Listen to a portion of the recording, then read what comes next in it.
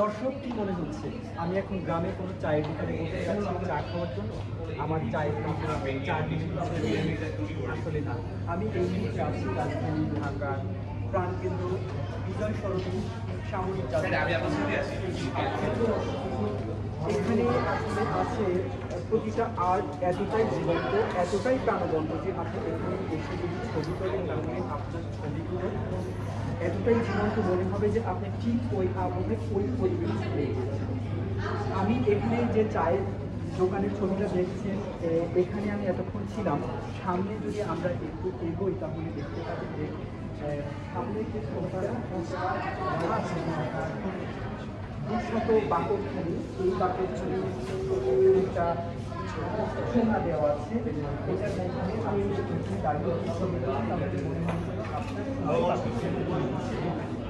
প্রত্যেকটা ছবি ওই আবহে ওই পরিবেশে আপনাদেরকে দিয়ে নিচ্ছে। পাশে দেখতে পাচ্ছেন আরও একটা ছবি আছে, অনেক সুন্দর একটা ছবি। পান্ডা এই বসার জায়গাটা আমি ঠিক দুইটা পান্ডার মাঝখানে বসে আছি। আমি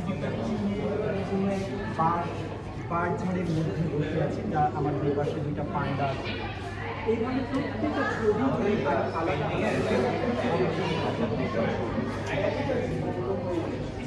রাজধানী যান্ত্রিক জীবন, এই যান্ত্রিক জীবনে অবকাশ যাপনের জন্য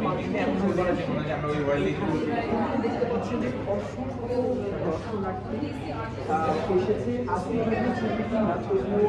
দর্শনার্থী এসে জড়ো হয়েছে।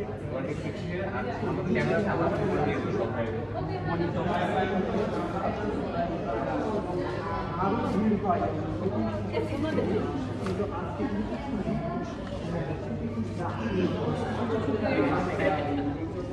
আমরা এই মুহূর্তে হয়তো এত বেশি দর্শনার্থী দেখতে পাচ্ছি না। এই যে যান্ত্রিক জীবনের একটুখানি আনন্দের জন্য একটুখানি বিনোদনের এখানে আসে বা আপনারা এখানে আসতে পারেন। এখানকার পরিবেশটা এতটাই সুন্দর।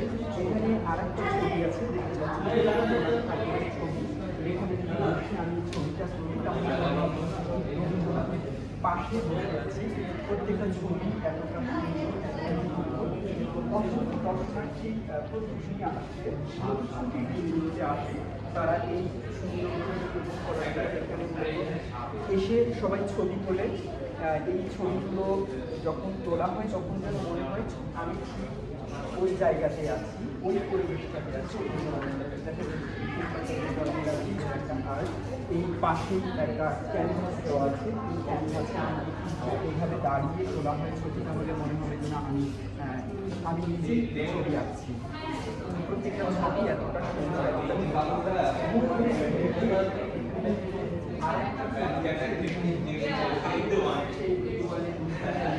সিনেমার শাহরুখ খান দেখা যাচ্ছে এখানে যদি